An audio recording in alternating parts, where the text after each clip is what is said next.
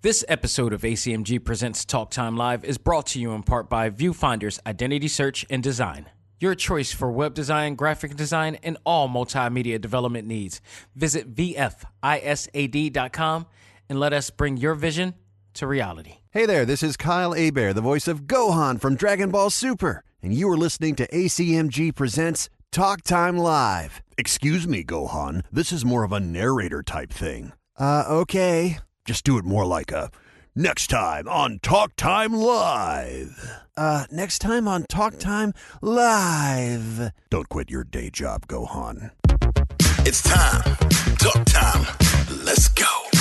Anime, comics, movies, and games. Come on and let's get it. Talk time. Anime, comics, movies, and games. Come on and let's get it. Talk time. Anime, comics, movies, and games. Come on and let's get it. Talk time. Anime, comics, movies, and games. Come on and let's get it. Talk time. Live. Started in the 80s with Matt Cross. Dudes in the hood might have called that soft, but I carried that cross like Jesus did. Fast forward, I teach the kids to learn how to let go, live life, and show love to all things that don't matter where y'all from. And luckily, there's a show called Talk Time. We've been waiting for this for a long time. Dax kicks the facts on all the geek news, special guests and unbiased reviews. Suburban kids, the hipster street dudes, all can learn something new. Me too. I heard words with no faith is empty. I stayed the course, so my haters tempt me. Beat the podcast, that'll make them envy. It ain't too trendy, it's A.C.M.G. Anime, comics, movies, and games. Come on and let's get it. Talk time. Anime, comics, movies, and games. Come on and let's get it. Talk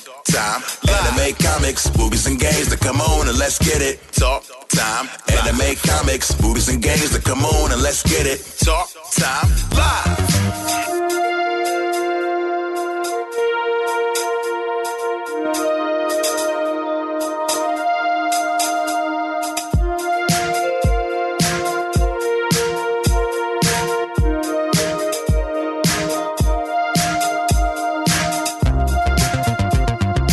Ladies and gentlemen, welcome back to the journal of my life that covers all things anime, comics, movies, and games. This is A.C.M.G. Presents Talk Time Live, the Prime Show. I am your host, Xavier Josiah. Folks, we got a loaded show for you today, and I mean a lot of news going on in our favorite fandoms this week. And in our talk topic of the week, we're just going to recap episodes 1 through 8, mostly highlight what happened in episodes 1 through 8 of Wandavision in preparation and anticipation for the season finale going on next week. I mean, and of course, we're going to talk about the latest episode as well.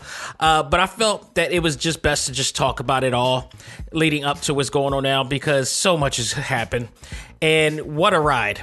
This absolutely is the best show in terms of comic book shows on TV, well, on streaming networks or just in general in 2021. And man, does it not disappoint? I also want to talk about a review that I read in regards to that too. So we'll talk about all of this and much more. But for now, let's not waste any time. Let's find out what's new in the world of A.C.M.G.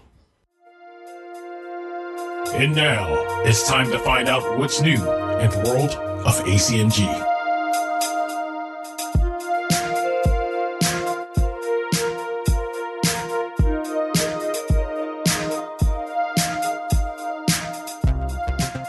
Okay, the first thing I want to do is give my thoughts on the recent Tom and Jerry movie that just arrived in theaters and on HBO Max for subscribers of that platform.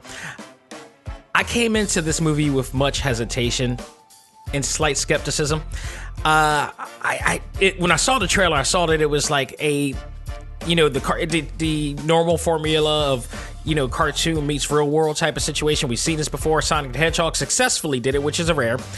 We've also seen other franchises and stuff do that, which didn't work, and it didn't. The Smurfs, I can say I wasn't a fan of the Smurf movies, the first two, because that whole mixture of them being from another world and they teleporting into the real world and stuff like that. It's like, what was the point of that? It doesn't make sense. Sonic the Hedgehog made a lot of sense when they did it the way they wrote it and made it work for them.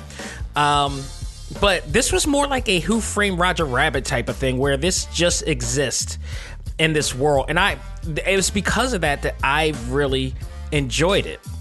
Because in this world, it wasn't just Tom and Jerry that were in this world that was fully animated. Every animal in the real world were animated characters. And it was just like we were supposed to just like, that's just a norm. I dug that. I absolutely dug that because it really played on somewhat of what the original cartoons did, where these characters just, lived in this world and they acted the way they acted. But, of course, they didn't do the reality and mixture with the animated deal, the Roger Rabbit deal, I should say. But I thought they did this really well. What really got me in, though, was at the very beginning, I caught me off guard with this. Caught me completely off guard with this. Is when the first thing you hear when the movie comes on is the classic hip hop song, "Can You Kick It? Can I Kick It?" by A Tribe Called Quest, one of my all-time great favorite rap group of all time. Okay, like A Tribe Called Quest is the new edition of hip hop to me. Like these guys, Phife, and Q-Tip, like, oh my God, these guys were just the native tongues in general. Like anybody that was connected to the native tongues, which was a large group of hip hop artists coming together. At times, it consisted of a lot of the Jungle Brothers, Queen Latifah, and the Flavor Unit, and a whole bunch of other people. Man, it was just a great group of hip hop artists that were very conscious about what they were rapping about and talked about some real world issues and all this stuff. It was really awesome. Tribe is legend. So to hear that when I first watched the movie, it immediately drew me in. I was like, whoa. I never thought in my wildest dreams that I would hear A Tribe Called Quest of anything on a Tom and Jerry format. And then on top of that, they had pigeons that was rapping to it as well. Like they were like lip syncing Q-Tip and Fife's verses and everything. So I was like, all right, they completely drew me in. I come to find out later that this movie was directed by Tim Story. Tim Story, for those who know, especially if you're a Marvel comic book fan, Tim Story is the guy who directed both Fantastic Four movies. The Fantastic Four movies that I always defend. The first one with Jessica Alba and there's Susan Storm and Chris Evans as Johnny Storm. I always and Michael Chiklis as the Thing.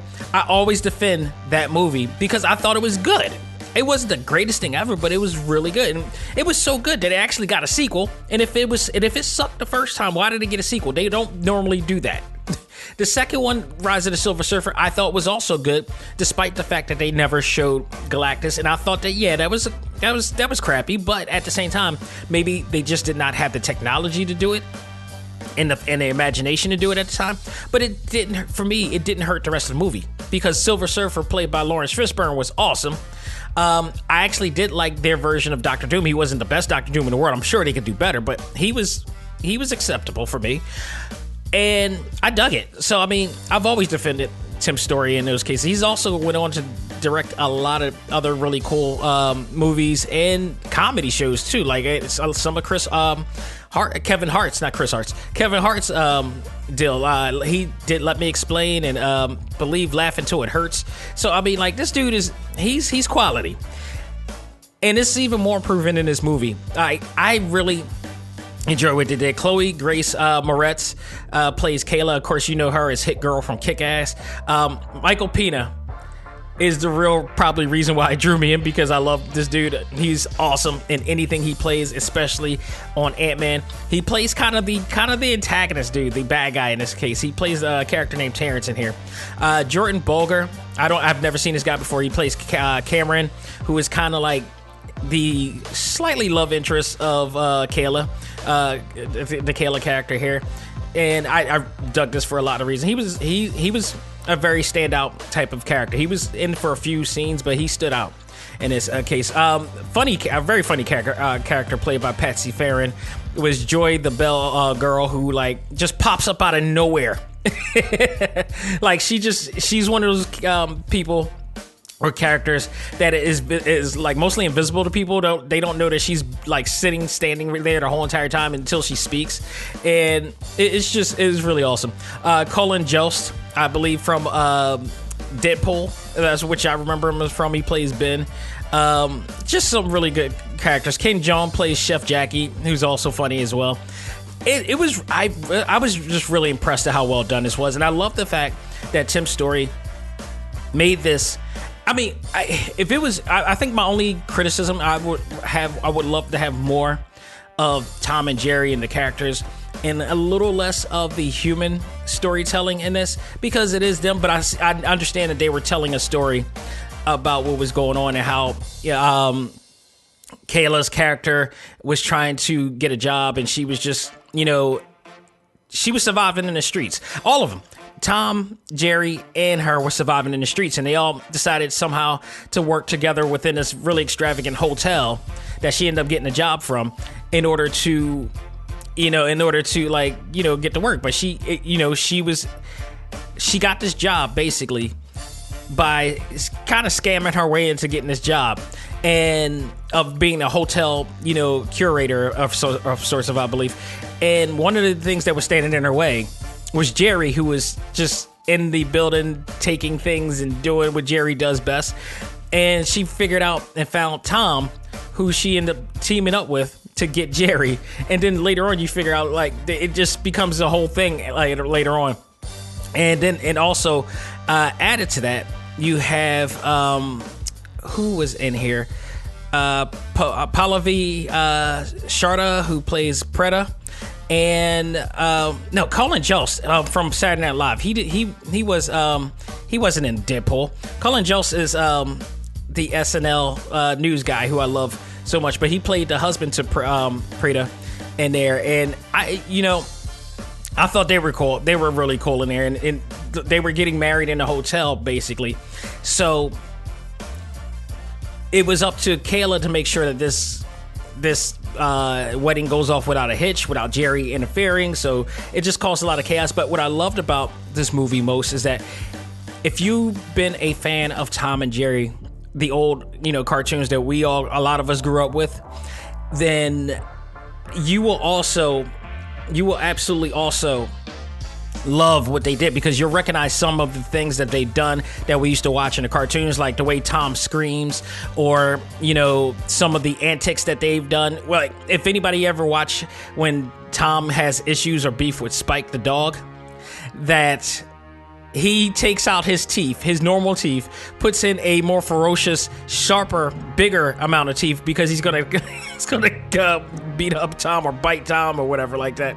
And they start chasing, like, some of the antics that we see in original cartoons are in this thing. They pay homage to that, and it's really cool. It's a really great family film. It is an absolutely great family film.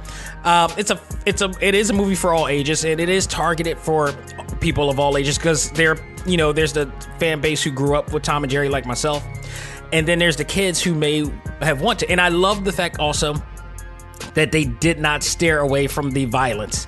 And it's not like Mortal Kombat violence, but this is old school cartoon violence, where at one point, I guess the FCC or whatever considered it too violent and too for people to be watching, but it was cartoon violence. It's like, nobody's gonna really do what they do in real life. It's just insane. But they never steered away from it. You can't have Tom and Jerry without that type of action and antics going on in there. It just wouldn't have been the same. But I love the way they did it. I also like that if you go on to IMDb, then you also notice that Tom and Jerry are credited in the actual IMDb. I just hate the fact that they didn't go full force with it, because they don't have pictures of Tom and Jerry in there. If they're going to give them credit on IMDb, why not just go the full, deal with it and just freaking just put pictures up? But I thought it was really funny, and they also credit them in the movie as well. So I enjoyed it. If you're also hesitant about it, I know some of our A.C.M.G members was also hesitant about checking it out, but I totally confirmed that goodness, there's a lot of hip hop music playing, classic hip hop music playing. In fact, there's a scene where Jerry actually comes out of his little mouse hole of a house, opens the door, he's in a tub or whatever, he's steaming, but you hear Jodeci in the back. So this dude is this mouse is chilling in his crib listening to Jodeci. I was done. was absolutely dumb. You also hear like Eric B and Rakim classics in there as well. Don't Sweat the Technique in there. I'm like, Tim Story really like. There was always a running joke about Tom being black because of some of the things that he did in past cartoons. One of the most infamous cartoons that we saw with Tom is when one of the episodes, and it's just one of the many episodes that we see Tom trying to spit game or throw game to like a female cat that he likes, and then only for Jerry to kind of cat block him in a sense. And this is where everybody, when people in my generation started growing up to realize that, wait a minute, Jerry's actually the bad guy here. Like those episodes when like Tom is like not even trying to antagonize him, Jerry just automatically starts like messing with the dude and picking on the dude and trying to make him look stupid in front of the girl. So that happens in this movie as well. Like they don't miss a beat with some of the normal formulaic things that we see from the old cartoons. But I thought it was absolutely well done. If you have not watched it, if you own HBO Max, go out of your way to check it out. I would highly recommend doing it on HBO Max rather than theaters, but people are getting vaccinated now, so if you're in a safe environment, hell, go into the theaters, check it out. It's a great family movie indeed. So I love it. Now, let's get into some real news here. Today is the last day of Black History Month. This is February 28th as I am recording this. So, we got to talk about this because this is interesting. It looks like it is finally happening and a Black Superman may be coming. And Deadline confirmed that esteemed author and comic book writer Ta-Nehisi Coates is writing a Superman reboot feature for Warner Brothers and DC, which J.J. Abrams is producing under his Bad Robot label. There were talks of a Black Superman a while ago, some time ago, I believe, which was rumored to be involved with Michael B. Jordan or something like that, or something to that nature. That was talked about years ago, but nothing came to fruition in that, and he's always denied it since then. Trust me, I think if he would have known to want to do that, I don't think he would hesitate, despite the fact that he had a failed attempt being Johnny Storm in the Fantastic Four movie. That was not his fault. And everybody who knows about that movie knows that it wasn't his fault or the other actor's fault for what happened in that movie. It was, the actors were quality. The directing was horrendous. I still can't believe Disney+ has that available to watch on yet they don't have Rise of the Silver Surfer yet. I don't understand that. They have the Tim Story version of Fantastic Four, but they don't have Rise of the Silver Surfer or the crappy Roger Corman movie before that, the original Fantastic Four. But it looks like this is happening. Of course, with that said, with this news coming out, there are, there's always an attempt to bring out some hate from the vocal minority on social media. What they possibly don't know, I know some comic book fans do know this, and some people are still going to argue this regardless, because there may be some racist intentions in the mind of those people. But there are also people who will argue it who may not know, because if we know anything about social media, is that they tend to talk a lot of ish without knowing about a lot of ish. And in this case, what they possibly don't know, maybe if you don't know, now you're going to know. In the words of Trevor Noah. What you may not know is that throughout DC's multiverse history, we have come across, I believe, about 4 different Superman characters of color. Let's go down the line. Earth 2. There's a Superman by the name of Val Zod, who is a man of color. He's black. Earth 9, Superman, was a black man named Harvey Dent. Earth 23, Superman was a black man named Calvin Ellis, which I believe this may be this could be the character that Ta-Nehisi Coates will be focusing on. And just so you know, he was also the president of the United States. So take that into consideration. Before President Obama ever was, this character was created. So, Earth 47, Superman, is also black and goes by the name of Sunshine Superman. I mean, he's like a 70s throwback. of a Superman there. So I don't know if he's like a blaxploitation version. I never actually read any of them, but I have the actual.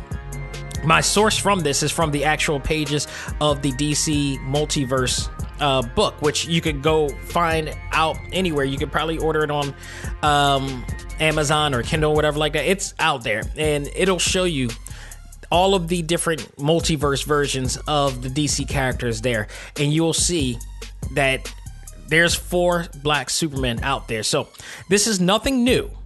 This is nothing new. I mean, so what I did too for our A.C.M.G Facebook members, if you're there, if you're listening to this show, I posted a graphic that I created with all 4 of those references from the book, and you'll see it on there. So if anybody tries to argue that, and even if they try to provide some confirmation bias of your facts of this, you'll have that reference to say, like, this is nothing new. They have been doing this for God knows how long. This is a norm, and it should be norm. You know, we'll always have our Clark Kent, but DC has provided us the opportunity to be more creative with these multiverses. And there, yes, you can have a black Superman, you can have an Asian Superman, you can have a Superman from India, you can have a Superman from different areas.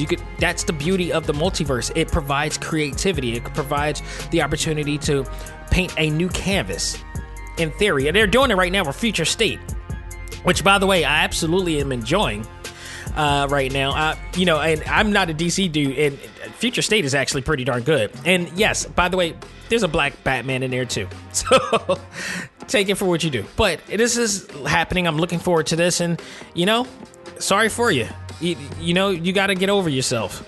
You really got to get over yourself. I just hate this idea that we live in a country and it's supposed to, advocate freedom and equality, and we're supposed to be adults who are supposed to be moral examples of humanity, and we end up acting more like kids, especially more nowadays. If we're truly that mature and we're truly representing morality of humanity, then let's have the bigger picture. Let's be able to expand our minds. We are capable of doing that. And really focusing, like, why can't we do? What is the fear? What is the fear coming from? That's what I think a lot of people don't understand. What is the fear of another culture, orientation, or whatever? Giving the opportunity to be. That's what I don't think. That's the missing question of it all. And maybe we'll find that out sometime soon. Maybe, or maybe not ever. Who knows? If we can unlock that code, we can change a lot. But there's a fear factor in this whole entire thing, and it always happens, and it just seems like it always will. And I hope, at least for as long as that I'm breathing, that we'll find a way to unlock that psychological code, if you will. So, moving on. Zack Snyder has confirmed that the upcoming Justice League Snyder Cut, as we all call it, will be 4 hours and 2 minutes. It will contain 2.5 hours of footage never seen before and the Whedon version. A recent trailer release showing the origin of the Mother Box, along with a lot of Easter eggs involving Cyborg, Wonder Woman, Superman, Batman, and The Flash in there. I saw it. It's about 2 minutes. It's hard for me to understand because I'm not a DC fan, so I probably wouldn't pick up all of the references of what they're saying and doing in there. But it was cool looking. But I could have sworn that they keep, from, if you read, depending on which report you read, some of them say that this is going to be a 4-part series, and other people are saying this is a full movie. I don't know. All I know is that it is coming out next month, and I am looking very much forward to it because from what I've seen in the trailers, it looks epic. We are going to get Darkseid, and we're going to get a lot. So I'm very much. What bothers me, I don't think I want to say bother, but what makes me confused, I should say, is that why did Joss Whedon cut so much of that out there? If you knew that Zack Snyder was going to come back and do the rest of this, that's the confusing part. Like, Joss Whedon turned it to what he made it right there, which was medium, okay. I don't know if there was a means to, continue to tease the idea that Darkseid was coming, But apparently, Zack Snyder wanted all of that out in the open from the door. So I don't know if there's going to be a sequel to this. I don't know what's going to happen here. I don't know what was the intention of the original cut, or the Whedon cut, I should say, as opposed to the Snyder cut, and how they were going to lead this into like maybe some form of a trilogy or whatnot. But I'm looking forward to it because we're going to see Darkseid. We're going to see a lot what was going on. We're going to see the Joker in here by Jared Leto and in all forms of Jesus in that sense. We're going to see Iris Iris from The Flash on air, who was taken out of the Whedon version of it for some reason. It's going to be interesting. It's just going to be. I'm looking very forward to it. So, last bit of news I have, or not even news. Last segment I want to talk about, or last thing I want to talk about in the segment, I should say, is my thoughts on the latest Marvel documentary available on Disney+, and that is called Behind the Mask. This documentary, directed by Michael Jacobs, explores the history of diversity and representation in the Marvel comic universe and the industry as well. They cover everything from Black Panther, Luke Cage, Miss Marvel, Captain Marvel, Carol Danvers' version of Captain Marvel, as well as some of the bad decisions made by the company and the comic industry in general when it comes to race appropriation of Black and Asian characters and more. They also cover the alter ego aspect of our favorite superheroes and how important it is to have a humanistic side to the heroic persona they present. This documentary you will see appearances from Joe Quesada, Brian Bendis, which I was really happy about because of Miles Morales, Henry Jenkins, David Walker, who explains how he relates to the Thing. It was really interesting because he talks about how when him and Dwayne McDuffie had a conversation about who's your favorite Black superhero. And oddly enough, David Walker said the Thing. And he said that because David grew up, he talks about how he grew up, looking different from everybody else and, felt outcasted and isolated from others, which is kind of the same way the Thing was when Ben Grimm became a Thing. He was not the same. He lost, people didn't look at him the same. The Yancey Street, gang would always antagonize him all the time. But deep down inside, it depressed him in a sense, but it made him feel whole. And David Walker could relate to that character, much like I did back in the day with Peter Parker, which is why I'm a Spider-Man fan, because despite the fact that Peter Parker is white, he represents the everyman in some cases, not by race, but by, lifestyle and personality. He is a guy that goes through ups and downs when it comes to relationships, when it comes to life situations, bills being paid, stuff like that, life struggles. You don't have to be Black or white or any ethnicity to relate to that. Everybody has that. And that's why he was always that dude. And he advocated for, equality and justice in some of his stories. So, I mean, it's hard not to relate that there's always a Marvel character that you always relate to. And then let's not even get into the X-Men portion of it, which they do talk about as well, because the X-Men really, really set the standards as far as for most Black people, relating to that. So, you also have comic historian Peter Sanderson in here. You got VP of Content and Creator Development, Sana Amanat. Hopefully I'm getting that name right. Rabbi Simcha Weinstein, who talks about how he felt when the infamous Captain America cover of him hitting Hitler affected him and his community at the time. Neil Kirby, who is the son of Jack King Kirby, is on here as well. Greg Pak, writer and filmmaker. Reginald Holding, who has directed some of my all-time favorite movies, and that is House Party and Boomerang People. Like, this dude is awesome. I love this dude. He is just, if you've never watched House Party or Eddie Murphy's Boomerang, you don't know what you're doing. I got sorry for you. He's always in a lot of these documentaries too. He's in a ton of these documentaries.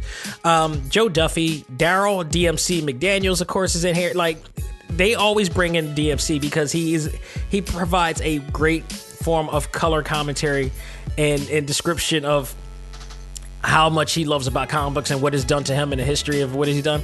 He's always a great dude to have that. Christopher Price, who was the first black writer and editor in modern day comics. And then we also get appearances from Dennis Cohen of DC and Milestone Media, who talks about his the time that he first went for an interview at DC Comics to only be turned down because, get this, at that time, not recent, at that time, this was a long time ago, they declined him, even though they said his work was great, but they declined him only because they had a colored artist working for them already.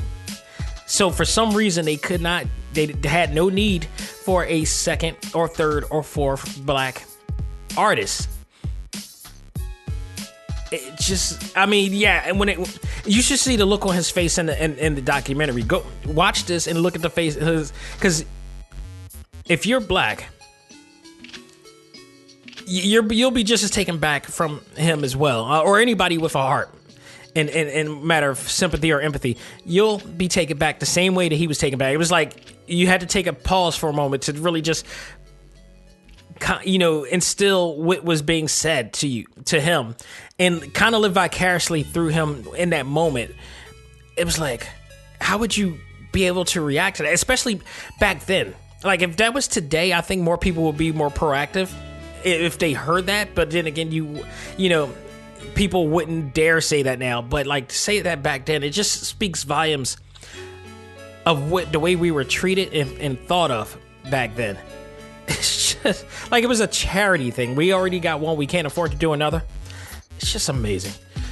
Of course, we get to hear about what Jack Kirby, Joe Simon, and Stan Lee were doing to bring more diversity to Marvel from their standpoint as well in this whole thing. And then we also get to hear one of many of Stan Lee's great soapboxes.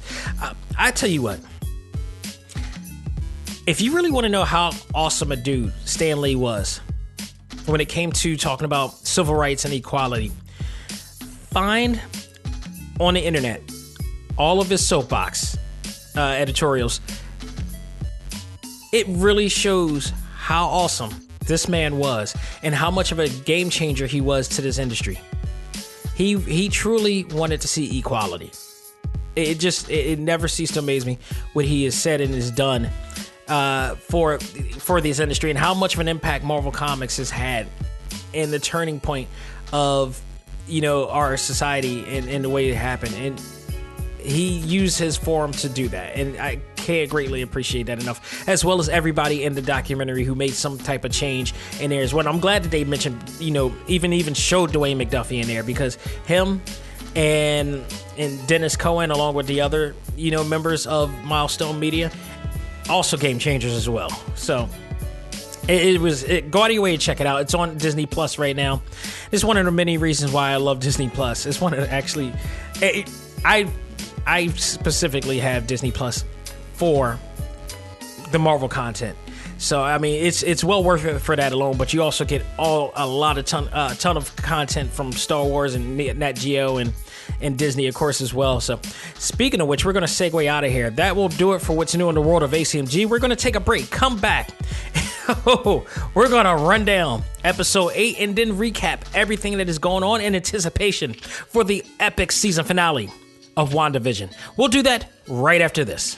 Ladies and gentlemen, this is Dak Xavier Josiah, the host of A.C.M.G. Presents Talk Time Live, the podcast. You want to catch up with all of our podcast shows and hear from some of the hottest names in all of anime, comics, movies, and games, such as... This is Miley Flanagan, the voice of Naruto. This is Stephanie Shea, the voice of Sailor Moon. This is Ruben Langdon, voice of Ken Masters and Dante from Devil May Cry. Hey there, this is Kyle Hebert, the voice of Ryu from Street Fighter V. This is Chris Battle, character designer of Teen Titans Go. Here's your chance to check out all of that and more on TalkTimeLive.com. TalkTimeLive.com provides all of our ACMG content with new and previous episodes, exclusive interviews, articles, and much more. Visit TalkTimeLive.com and let us help you learn to let go, live life, and love all things ACMG. Talk Time Live. Hey, this is Jeff Thorne. I am the writer, producer, showrunner of the Avengers Black Panther's Quest TV series, and you are listening to ACMG Presents Talk Time Live. Do it. And now it's time for our talk topic of the week. Ready? Fight!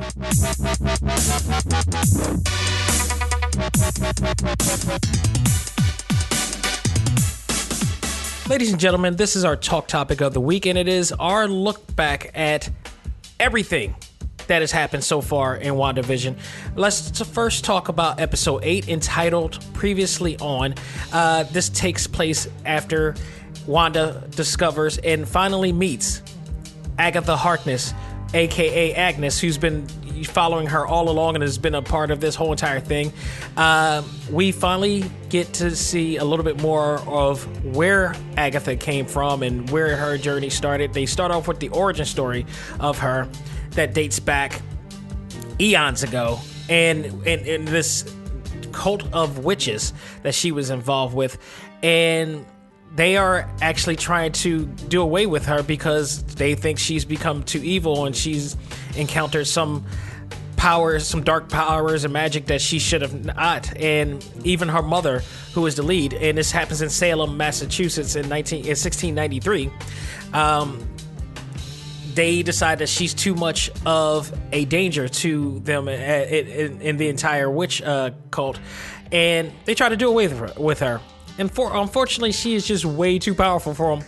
And while they try to do away with her powers, she gets them back. She absorbs all of their magic, including her mom's, draining them of their life force completely. So you get to see... And you know what's funny about that scene, too, is that, like, Agatha claims that she, you know, even though her power, she has this power, she has no means to, you know, to do any evil. She even told her mom she could be good, but her mom just wasn't having it. This is the same situation as when during that time with the witch hunts and everything, that, you know, they claimed that every witch was evil or whatnot. And this is kind of the same situation with that. So, instead of them doing away with her, she wound up doing away with them. And she's lived for eons from this point, which then leads us back to Wanda. And she's been hunting down Wanda, apparently. A few people in our A.C.M.G Facebook group, when we were talking during this episode, we were trying to figure out, how did Agatha know that, you know, Wanda had this ability and hex power or whatever. And they never really talk about it, but it's always implied that her energy signature, her magic energy signature, was probably a beacon for Agatha. And not only that, but the fact that Wanda was able to do what she did and bend reality the way she did was something that even Agatha couldn't even do. So the whole point of Agatha even being in that Westview was to really monitor how Wanda was able to do what she does.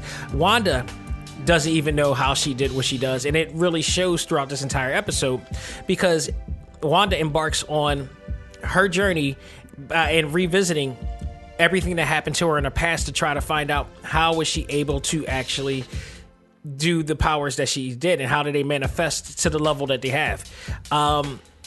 We find out a lot of things in this episode. I mean, I love this. This wasn't like the most action-packed episode in the world, but it brought everything together. I mean, not just everything from this series, but everything that has happened since we first saw her in Age of Ultron. Because if you guys remember, when there was a scene in Age of Ultron when her and Pietro was talking with Ultron about how, you know, how they have hate for Tony Stark and what happened during the time that they were in was it Sokovia? Yeah, it was Sokovia. And basically what has happened over there is that they was with their family, and they encountered a missile, and there was a war going on, and a missile came about that killed both their parents, and somehow those two were able to stay alive.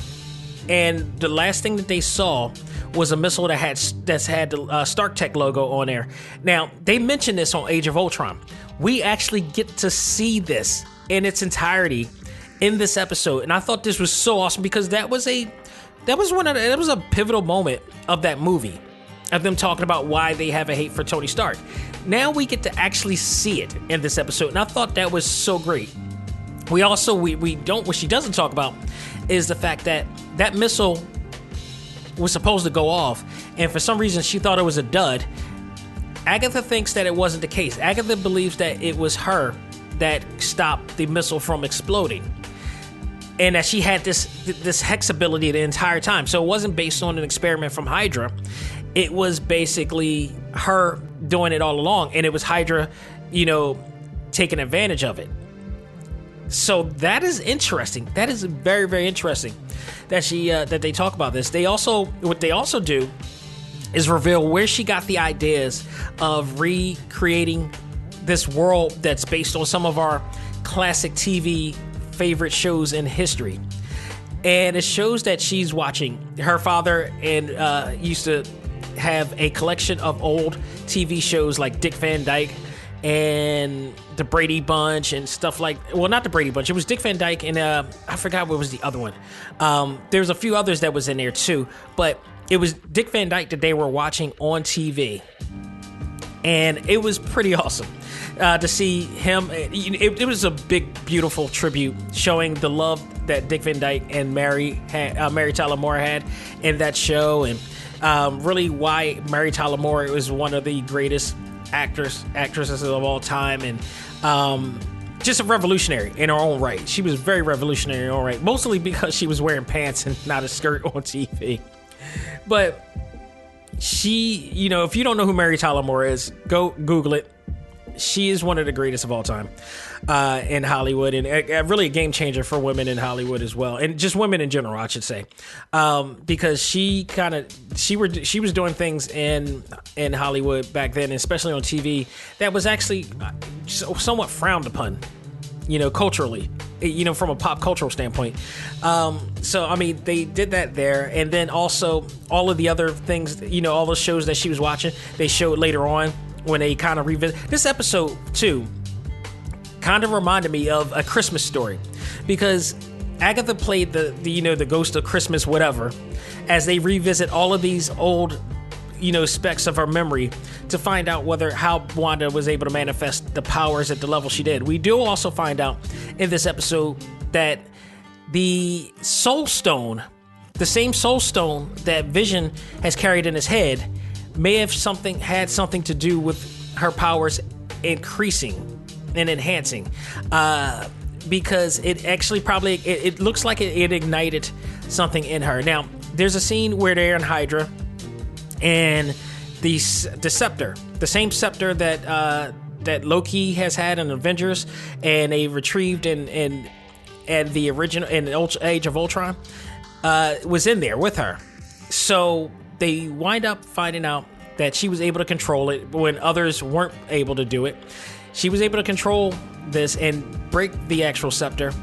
But in doing so, the Soul Stone ignited a power that allowed her to see something a little bit more interesting. And there's a blur of something that is seen in there that looks like her in real Scarlet Witch form. So we get to see that, and it's just a flash, and then she knocked out. What happens is, while she's seeing that and she's going through that, Hydra cannot see any of this. It cuts from the video footage that they see, so they don't understand what happened during that time that the Soul Stone did what it did, and there. So that situation's happened. Now take note, at the same time, Agatha also has the kids in there, and as far as we know right now, the kids are real. As far as we know, the kids are real to an extent. I do want to point out that a lot of stuff that has happened in this episode is referenced from the actual comics. Upon deeper research, I learned that they are reprising some scenes from the actual comics, especially the scene in this episode where they show how Wanda wants to go after Vision to bury him. She finds him in SWORD headquarters, and then we have our favorite director, SWORD director, in there, and he is basically showing her what happened to Vision, and it is awful. It is absolutely awful in here. So basically, they took him apart. they took him apart, and this scene is very interesting because it is very reminiscent of there's a scene in the comics where Vision has been taken to pieces and dismantled to some extent, and Director Hayward is in there letting her know that she's not getting Vision. They're taking him apart. He's worth billions of dollars in vibranium. They don't want her to recreate him and weaponize him, which they think that he's going to do. He was really being a real ass about the whole thing. He knows that they have a relationship. He knows that she's in love with him, and he doesn't care. He said, like, say your goodbyes one more time, and that's it. But they dismantle him to a point that he can't be reassembled back. And this, if you read the comics before, this has happened before, and this is also leading to something really deep, which did happen in this episode. So she's just broken. She is like in dire depression and in pain, emotional depression and pain, losing her brother, losing Vision after the events of Infinity War, and she's just going through it. And then she goes to Westview, New Jersey, and she finds the foundation of a house that her and Vision was going to create for themselves. And she opened up the map, and come to find out, that's where Vision and them were going to live, and they were going to build their life together with. And she couldn't take anymore. And that's when her pain turned into power and ignited. She recreated the house that they wanted, and then also recreated the entire city without even a thought. And this is what Agatha is trying to figure out. Like, how was she able to do all of this, which took her years of practice to do? It took her only just an emotional, calamity to actually just come out of nowhere and do it. And that's what she's trying to figure out right now.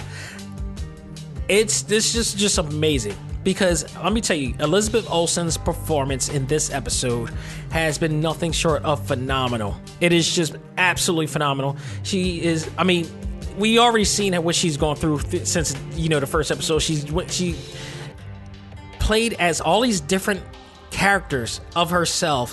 And then you go through her regular one now in pain. There's got to be a lot to be said about Elizabeth Olsen in terms of being one of the top actors of 2021. You cannot disrespect what she has done in here. And Paul Bettany to that extent too, but Wanda really changed the game here. Now, I do want to take note that Monica Rambeau and Jimmy Woo or Darcy was not in this episode at all. Like, this was totally focused on Wanda and Agatha through this whole entire thing. So I really enjoyed it. What is happening now is that at the end of this whole thing, Marvel fans got what they wanted. We finally got to hear the words in name and title of Wanda Maximoff, as Agatha finally recognized her as the Scarlet Witch and believes that she is something totally special, like an Omega level type of witch that is beyond anything in reality. And there's only one person that that is considered that, and that is called the Scarlet Witch. And that's how the episode ends. But we did get another end scene. We got another end credit scene, and this was major because, come to find out, Director Hayward lied to Wanda, now known as the Scarlet Witch, finally known as the Scarlet Witch, I should say. We finally figured out that he was lying, and he has an agenda to weaponize Vision, to do something that he claimed that was morally and ethically wrong in accordance to the Sokovia Accords, that he cannot do, and that is recreate an LMD or any type of synthezoid ever. Lo and behold, they actually are recreating their own Vision. And using Wanda's power from the drone that she destroyed. The drone that still has her hex energy signature on there. They're using that to energize this and bring to life this new Vision that is based around the 90s version of the comics. This is White Vision. We actually are going to see White Vision in here. And for those who don't know about this character, this version of Vision came out in the 90s.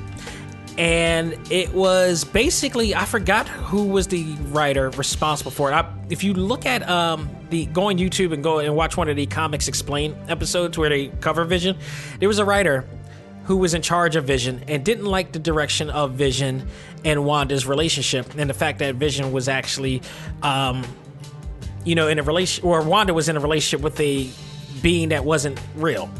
To him, it was weird. So he kind of hit a Joe Quesada move, basically. And I say that because Joe Quesada is responsible for separating Peter Parker and Mary Jane, which was blasphemy for myself and a lot of fans of that couple. He wound up doing that too and created this new White Vision who's in all white. He's not in the classic red, green, and yellow. He's now dapped in all white. And this version is basically, he has no human qualities. He lost that human element that he had, before, which he got from Jarvis in the original, in the Age of Ultron series. This one is devoid of any emotion, any of that, any mentality, any human qualities that the original Vision had. So, in the comics, this new Vision kind of broke Wanda's heart because they don't have anything in common. He's totally distant. There's no love in that relationship anymore. So that becomes a thing, and it looks like that's what they're leading to in this series. That we're going to get this new Vision, and he looks awesome. By the way, I had to turn back that episode so many times, and I cannot fathom what the hell is going to happen next week, because next week's the season finale. It's the episode, so we're going to get a new Vision. And honestly, I didn't think ever that this was going to happen. Nobody predicted that we were going to get the 90s version of Vision. Did not see that coming, and I'm all for it. I am so all for this. This is all, like, I haven't been this surprised about a character coming in the MCU since Thanos and the original Avengers. Like, it was like that, because it was just like one of those characters. We figured that they were going to just settle for the classic, the classic version here. Nobody thought that they were going to do this, and they're going with it. We should be surprised, because this is Marvel Studios. They're known for doing the impossible, and it's like they did it again. So this is awesome. Next week is season 9, and who knows what's going to happen. This is all going to lead to WandaVision and whatnot, and what's going to happen. How is this going to change Wanda now? She's now known as the Scarlet Witch, and what's going to happen here? I have no prediction. Anything can happen at this point. Will we see Doctor Strange? Will we see any of those other characters, that's scheduled to be in that movie? What is up with that book that Agatha has as well? How long is this episode going to be? Because this episode here was about 40 minutes. This was another 40-minute episode. They had some episodes that were normally 30 minutes, and this one was another 40-minute one. How long is the final episode is going to be to really close the book on this whole thing? I don't know. I'm ready. What I'm going to do is I'm going to binge the hell out of this leading up to it, but let's look back at what's happened so far leading up to this and waiting and anticipating for next week. I mean, the first episode, filmed before a live studio audience, man, we got to see Wanda in that classic Dick Van Dyke and Bewitched type of situation. I mean, just awesome. And people, I had quite a few people, and especially in our A.C.M.G group, that were confused about the premise of this, and some of them may not have been old enough to understand also that what is this leading to. This was just nothing but creative greatness here for them to do that. And then we started seeing bits and pieces of what was going on here in this episode, that something was not right, and it's just little hints of things, and it just grew and it grew and it grew as it went along. Don't touch that dial, we also saw which is episode 2, 37 minutes there, started getting longer. And we got to see reality change because they went from the Dick Van Dyke type of thing and the Bewitched thing to a more 70s type of deal. So then we got the Brady Bunch, type of format there, which then episode 3 cover and now entitled Now in Color, because that's when Wanda became pregnant and that's when she had the twins. And that's when we also found out that Monica, or which was at the time in the Westview, was known as Geraldine. Remember that her brother was killed, and that started everything. And that's when we started realizing that Wanda was the cause of this whole entire thing. Episode 4, that's when we started noticing the budget started going up in the series.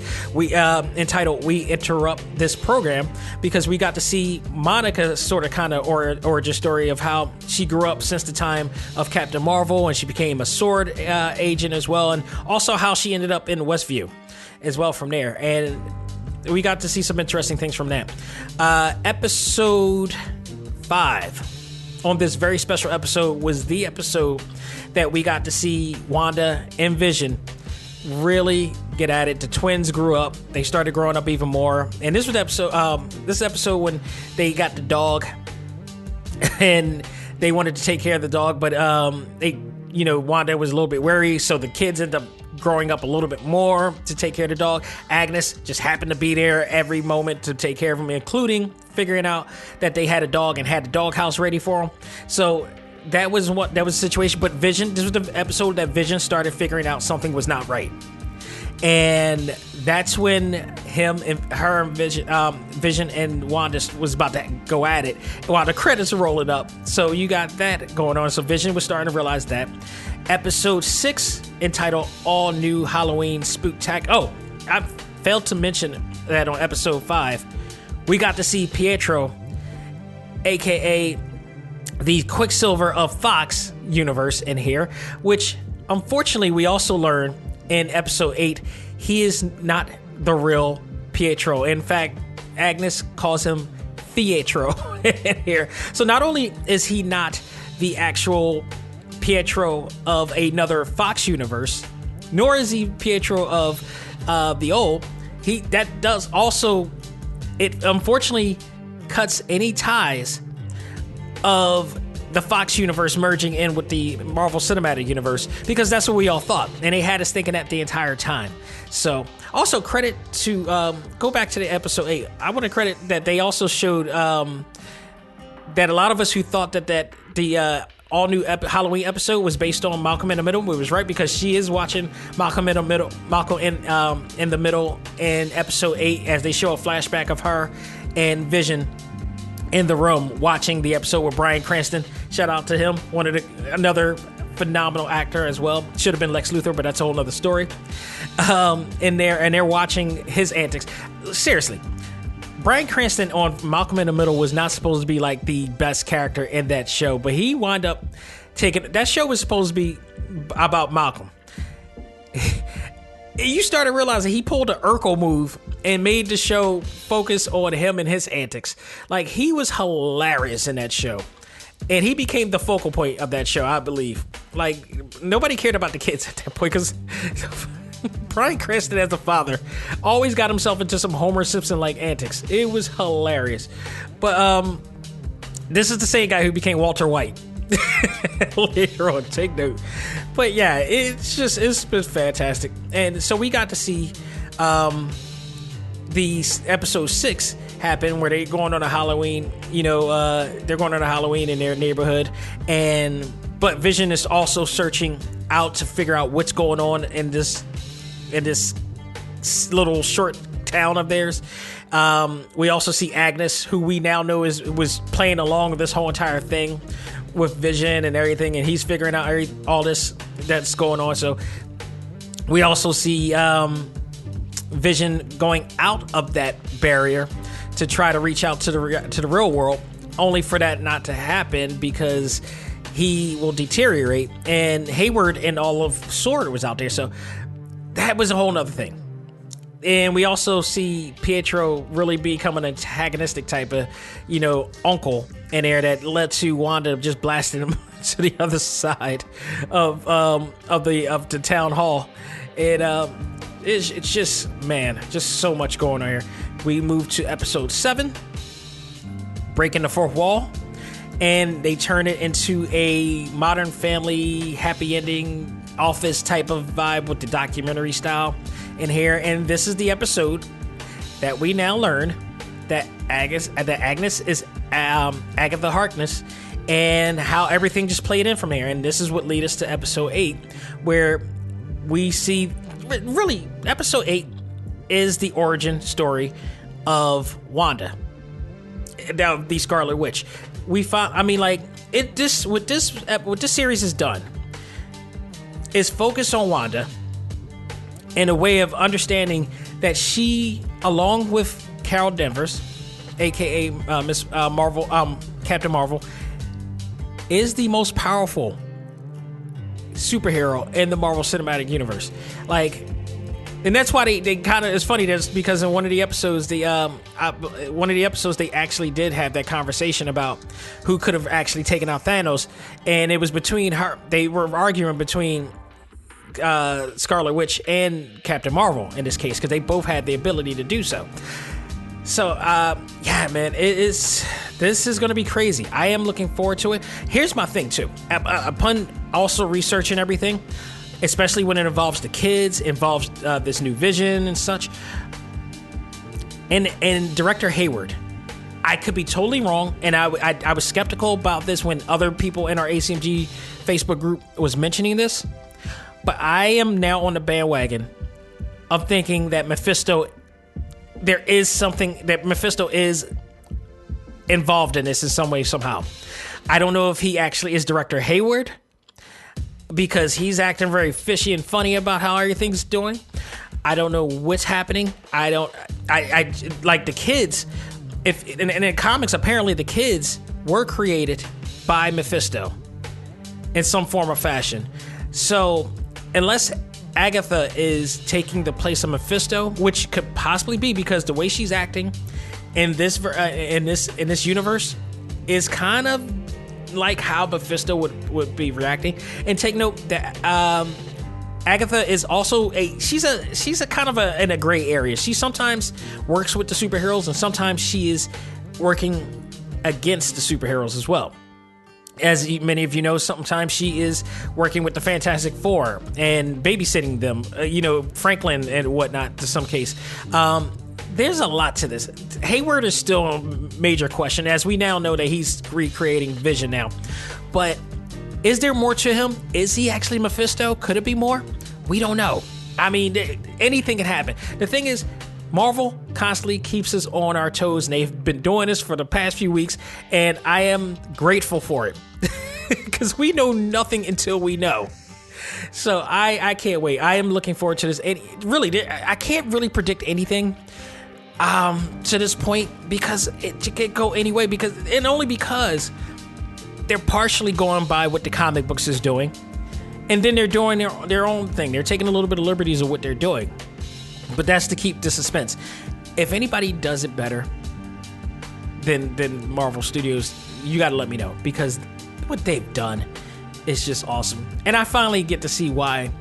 We finally see through these episodes why there was a over $200 million budget for this series. I am enjoying it. I'm looking forward to it. Like this week, I am going to be watching Age of Ultron. I'm going to be watching Civil War. I'm going to be watching Infinity Wars again. And then just binge this into all 8 episodes of this the day before the season finale. I am so looking forward to this. This has been an awesome ride. We needed this. I say this every week, but we needed this. 2020 was horrendous. And we were without Marvel content at all. It was worth the wait, and I am so grateful. I haven't said this in a long time, but this is a great time to be a fan. I haven't said that in a long time, and it is. And then on top of this, we're going to be getting Falcon and the Winter Soldier within just weeks away. And then all those other great shows are within weeks away. But I tell you this, WandaVision right now is the best comic book series on TV. And that's not taking anything away from what Rick Berlanti's doing. The new Superman series was awesome. Should have been talking about that as well. That was a really, really good take on Superman, and I'm looking forward to seeing what they're going to do there. Batwoman has been pretty good. Black Lightning has been awesome as always. But right now, Marvel Studios is taking comic book shows to another level. Like, we really thought Greg Berlanti was doing some like things, and he really is. And by the way, The Flash is coming back this week, I believe, as well. He is taking episodic comic book television to another level. I mean, like, Marvel Studios is just absolutely fantastic in doing stuff like this. Yeah, man, Jack Schaefer, who is the creator of this show, deserves a lot of credit for what he's done. This is beyond top-notch level. I can't wait to see this finale. So if you haven't watched this show already, and if you need a reason to buy Disney+, this show is just one of many reasons to get Disney+. I guarantee you will not regret it. It is a great investment. Even if you get it for like a month, because people don't realize you can just buy this stuff in a month and you'll be fine. You can absolutely just buy a month's worth of these streaming apps and then unsubscribe. And if you want to go back into it, resubscribe again and go off. You have that option. You're not obligated to stay in, to actually stay, dedicated and committed to a streaming app. You're just not. If you want to just go one time, go to HBO and watch something there, and then go off and go to watch, something on Disney+, you could do that. It's your decision. They're not going to lock you to any contracts, nor they should. So go at it, have fun, but definitely go out of your way to check this out, especially if you're a Marvel fan. This may need you to want to, or intrigue you to want to invest in more. So, ladies and gentlemen, that will do it for this edition of Talk Time Live. I hope you guys enjoyed it as much as I did, and thank you guys for continuing to listen to this show. Please let everybody know about us. If you're on any of our streaming podcast platforms like Spotify, iHeartRadio, Apple Podcasts, Google Podcasts, Stitcher, Podbean, TuneIn, as well as Pandora, Pocket Cast, and for my data, many others that I'm not going to mention, but you guys are checking out the show from some really interesting areas, and I greatly appreciate it no matter what state, city, or even country that you're listening to this show, because we are being heard from various parts of the world, and I am greatly humbled and happy that we're getting this type of buzz out here. So thank you guys so very much.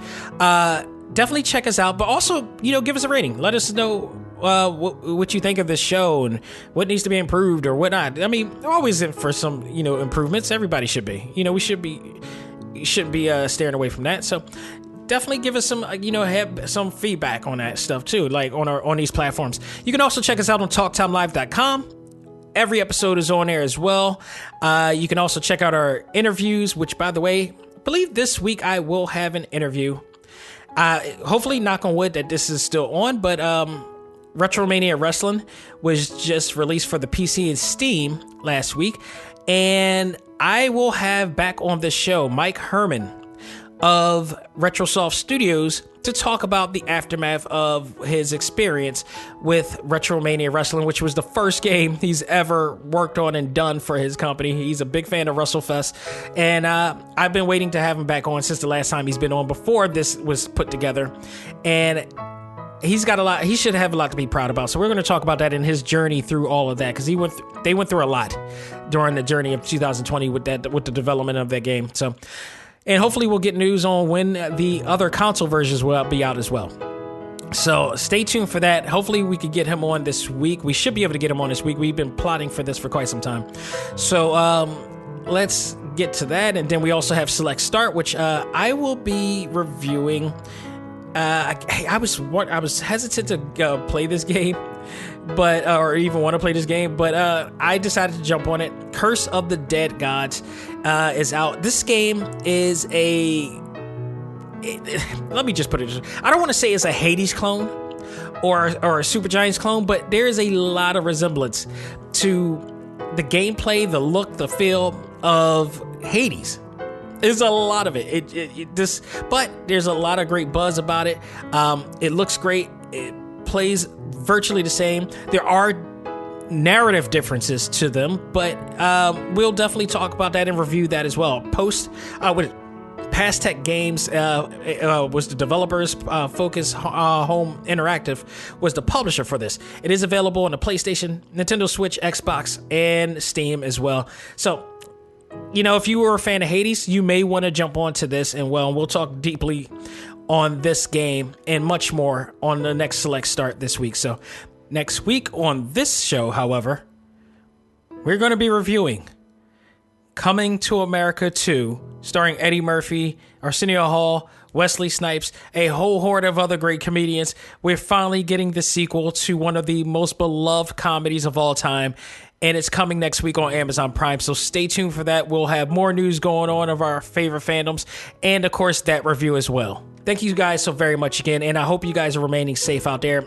Again, shout out to all those people in Texas. Just spoke to one of our A.C.M.G members that was going on in Texas, and thank goodness their family is doing great out there. I hope you all are doing great out there, but please stay safe and look after each other as much as possible. So that'll do it for me. On behalf of myself, this is Dak Xavier Josiah saying, learn to let go, live life, and love all things anime, comics, movies, and games. This is A.C.M.G. Presents Talk Time Live.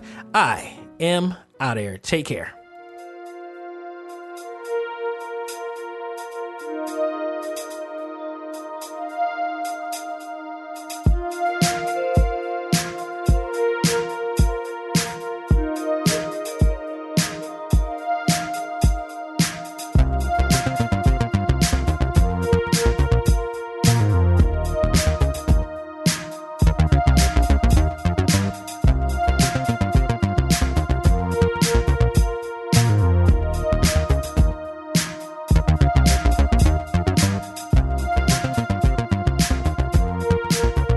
Music for this episode is provided by Game Chops. Check out these great chiptune tracks and more at music.gamechops.com.